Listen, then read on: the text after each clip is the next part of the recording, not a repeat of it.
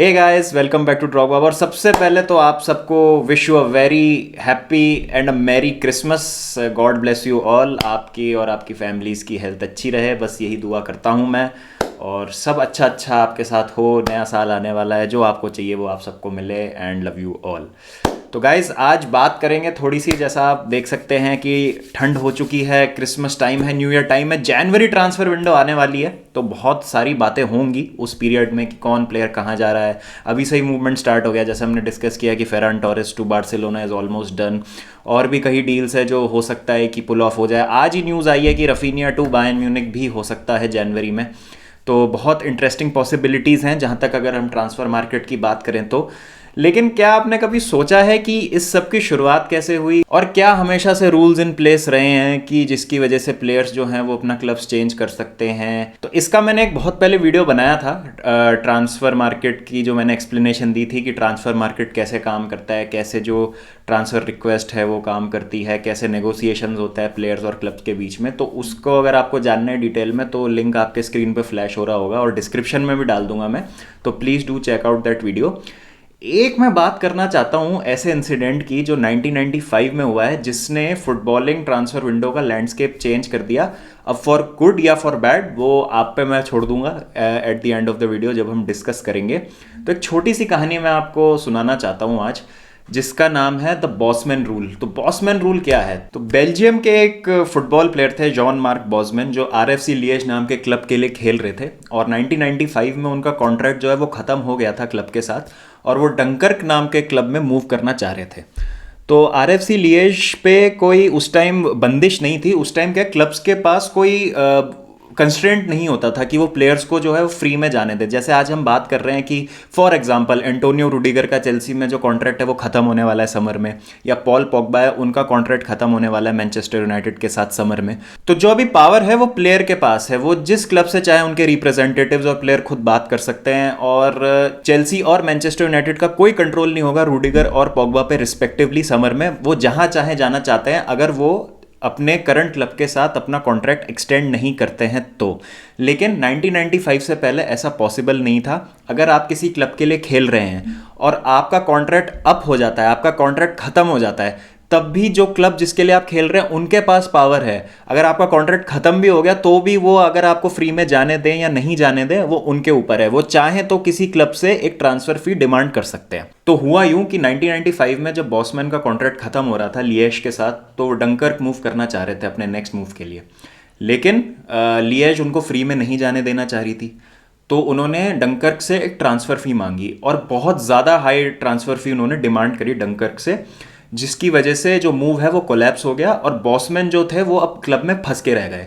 अब लिएज ने क्या किया कि बॉसमैन के वेजेस भी कट कर दिए 75% से, और उनको किसी दूसरे क्लब में जाने भी नहीं दिया। तो इस सब से परेशान होकर बॉसमैन ने यूएफा, बेल्जियन एफए और लिएज को कोर्ट में घसीटा, और कोर्ट में उन्होंने केस किया। ये उन्होंने अपना पॉइंट पुट किया कि जब मेरा कॉन्ट्रैक्ट खत्म हो गया है, जब मेरी कोई अब ऑब्लिगेशन नहीं है इस क्लब के प्रति, तो मैं क्यों एक हॉस्टेज बन के रहूं यहाँ पे क्लब्स के मर्सी पे। मतलब क्लब जैसा चाहे वो मेरे को वैसा ट्रीट कर सकता है, क्योंकि ना अब आप मेरे को जाने दे रहे हो और आपने मेरा 75% से वेज भी कम कर दिया है, तो मैं क्यों रुकूं इस क्लब में। मतलब एक तरीके से तो आपका मैं स्लेव बन के रह गया हूं। ये तो बहुत गलत बात है। मतलब आप मेरे को गुलाम की तरह रख रहे हो क्लब में। तो ये सब जो चीज़ें थी, इसको लेके केस किया, और कहीं ना कहीं जो पॉइंट था बॉसमैन का वो काफ़ी वाजिब था।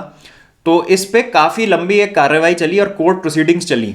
कोर्ट ने जो रूलिंग है वो बॉसमैन के फेवर में की। As a result of this case जो है वो बॉसमैन जीत गए, क्योंकि उस टाइम एक ट्रीटी थी यूनियन ऑफ वर्कर्स की ऑल अराउंड यूरोप। आप जहां चाहें वहां फ्री मूवमेंट कर सकते हैं काम के सिलसिले में, और ये जो रूल है वो उस चीज को रिस्ट्रिक्ट कर रहा है। क्योंकि तो भाई आप किसी को जाने नहीं दे रहे हो ना, जो उसकी इच्छा है वहां जाने के लिए। मतलब अब आपका कॉन्ट्रैक्ट खत्म हो गया तो आप क्यों किसी को रोकना चाह रहे हो, क्यों किसी को कैदी बना रहे हो अपने क्लब में। तो ये रूल था यूरोपियन यूनियन का कि वर्कर जहां चाहे फ्रीली मूव कर सकते हैं काम के सिलसिले में, लेकिन ये रूल उस चीज को प्रिवेंट कर रहा था। तो कोर्ट ने जो ये रूल है ये बॉसमैन के फेवर में दिया इसका वर्डिक्ट, और जिसको हम आज बॉसमैन रूलिंग के नाम से जाते हैं, और जिसकी वजह से आज की तारीख में फ्री ट्रांसफर्स पॉसिबल हैं फुटबॉलिंग दुनिया में, जहां पर क्लब के पास अब कोई राइट नहीं है कि वो प्लेयर के लिए एक ट्रांसफर फी डिमांड कर सके अगर उनका कॉन्ट्रैक्ट जो है वो खत्म हो जाता है क्लब के साथ। अब बॉसमैन रूलिंग से हुआ क्या, तीन चीजें भयंकर तरीके से बदल गई पूरे फुटबॉलिंग लैंडस्केप में। एक तो प्लेयर्स जो थे अब उनके पास पावर थी अपने ट्रांसफर को लेकर जब उनका कॉन्ट्रैक्ट खत्म हो जाता है। दूसरी चीज ये है कि प्लेयर एजेंट्स का हमको राइज देखने को मिला इस दौरान, क्योंकि अब अगर आपको किसी एक क्लब से दूसरे क्लब में जाना है तो यू नीड रिप्रेजेंटेटिव्स जो आपके लिए वहां पर वकालत करें और आपके लिए एक नया क्लब, एक अच्छा प्रोस्पेक्ट आपको ढूंढ के दे। और तीसरी चीज ये है कि अगर आप एक अच्छा टैलेंट है और किसी क्लब के पास पावर है आपको हायर वेजेस देने की या आपको किसी और क्लब से छीन के लाने की अपने पास, तो जो क्लब्स हैं जिनकी डीप पॉकेट्स हैं, जिन क्लब्स के पास पैसा है, वो क्लब्स अब ज्यादा पावर में आ चुके थे। तो अब कॉन्ट्रैक्ट खत्म हो गया है, तो अब तो कोई प्लेयर भाई वो रुक नहीं सकता है किसी क्लब में, अगर वो चाहता नहीं अपनी इच्छा के खिलाफ तो रोक नहीं सकते आप उसको। तो क्या तरीका है क्लब के पास किसी एक फ्री प्लेयर को अपने पास लाने का, कि आप जो है उसको हायर वेजेस दें, उसको अट्रैक्टिव सैलरीज ऑफर करें और डेफिनेटली वो जो प्लेयर है तैयार हो जाएगा आपके लिए खेलने के लिए। इसका अगर हम एग्जांपल देखें तो सोल कैम्बल जिनका मूव हुआ था स्पर्स से आर्सेनल में और जो 1 लाख पाउंड पर वीक कमा रहे थे, और अगर 10 साल पहले की बात करें तो कोई 10,000 पाउंड पर वीक भी नहीं कमा रहा था 1991 में इंग्लैंड में। तो इस तरीके का जो वेज गैप है वो चालू होने लगा और आज हम देख रहे हैं कि वेजेस का जो स्ट्रक्चर है वो बिगड़ता जा रहा है दिन पर दिन। अब भाई जहां वेजेस की बात है तो वहां पैसा इन्वॉल्व, और जहां पैसा इन्वॉल्व है तो वहां एजेंट्स हैं। अब एजेंट्स जब आए सीन में तो पूरी मतलब फुटबॉल की जो लैंडस्केप है फाइनेंशियली वो बदल गई, क्योंकि अगर आपके पास जितना अच्छा एजेंट होगा, जितने उसके कनेक्शंस होंगे, जितना वो पावरफुल होगा, उतनी आपको बेटर सैलरी मिलेगी, उतने बेटर क्लब में आपके जाने के चांसेस बनते हैं। तो जैसे अगर हम आज की तारीख में 2 मेन एजेंट्स की बात करें तो 2 सबसे बड़े नाम जो हैं पूरे वर्ल्ड फुटबॉल में वो हैं होर्गे मेंडिस और मीनो रायोला। अगर हम होर्गे मेंडिस की बात करें तो उनके पास अगर प्लेयर्स जो हैं आप देखें तो Cristiano Ronaldo, Angel Di Maria, Radamel Falcao, इधर मीनो रायोला की बात करें तो Erling Haaland, Zlatan Ibrahimovic, Matthijs de Ligt, भयंकर भयंकर टैलेंट्स हैं दोनों के पास। पॉल पॉगबा भी मीनो रायोला के ही प्लेयर हैं। तो इस तरीके से जो एजेंट्स के पास है वो पावर आ गई है इस बॉसमैन रूलिंग के बाद। क्यों? क्योंकि अब मेरे पास पावर है, मैं जिस क्लब में जाना चाहता हूं मैं अपने टर्म्स में नेगोशिएट करूंगा और क्लब इफ रियली वांट्स मी उनको मेरी शर्तें माननी पड़ेगी। उसके लिए मेरे एजेंट का रोल जो है बहुत क्रूशल हो जाता है बीच में नेगोशिएशन करने के लिए। अब ऑब्वियसली ऐसा हुआ है तो जो बड़े क्लब है जिनकी पॉकेट्स डीप है, जैसा मैंने थोड़ी देर पहले बोला, तो वो अब छोटे क्लब से जो भी प्लेयर्स होते हैं टैलेंटेड उनको अट्रैक्ट कर सकते हैं हायर ट्रांसफर फी देके, नहीं तो अगर वो प्लेयर फ्री है तो उसको हाई वेजेस देके अपने पास लेके आ सकते हैं। तो जैसा अगर आप देख सकते हैं अभी की अगर हम बात कर लें तो जिस तरीके का वेज एंटोनियो रूडिगर को ऑफर किया जा रहा है रियल मैड्रिड से, वो चेल्सी कभी नहीं देगी उनको। और ऐसा जैसा रिपोर्ट्स में आ रहा है कि he will be earning around 400K per week, Chelsea is not willing to pay that kind of amount to Rudiger. तो ये एक एग्जाम्पल है और ये कहीं ना कहीं बॉसमैन रूलिंग से ही जो चीज़ें हैं वो आने लगी हैं अभी ट्रांसफर विंडो में मॉडर्न टाइम्स में। तो इस तरीके से जो चीज़ें हैं वो अब अनफोल्ड हो रही हैं और जो कंपटीशन है वो थोड़ा सा सिमट के रह गया है और जो गैप है लीग में वो काफ़ी बड़ा हो गया है। और हर लीग में आप देखेंगे तो टॉप 3 टॉप 4 हो गए हैं clubs, and then the middle table teams and then the relegation contenders. इस तरीके का जो है वो अब स्ट्रक्चर हो गया ऑलमोस्ट हर लीग में because of the transfer policies and the wage structure that has been put in place after the Bosman ruling. तो क्या बॉसमैन रूलिंग से फायदा हुआ है या नुकसान हुआ है, ये मैं आप पे छोड़ता हूं। इस सबसे एक चीज जो निकल के आई जो कि थोड़ी सी सैड है वो ये है कि जॉन मार्क बॉसमैन अपना सब कुछ खो बैठे फाइनेंशियली इस कोर्ट केस के चक्कर में। ही लॉस्ट एवरीथिंग और उनके पास आज की तारीख में कुछ भी नहीं है। He lives on around 500 euros per month और छोटी मोटी जॉब्स करके वो जैसे तैसे अपना गुजारा कर रहे हैं।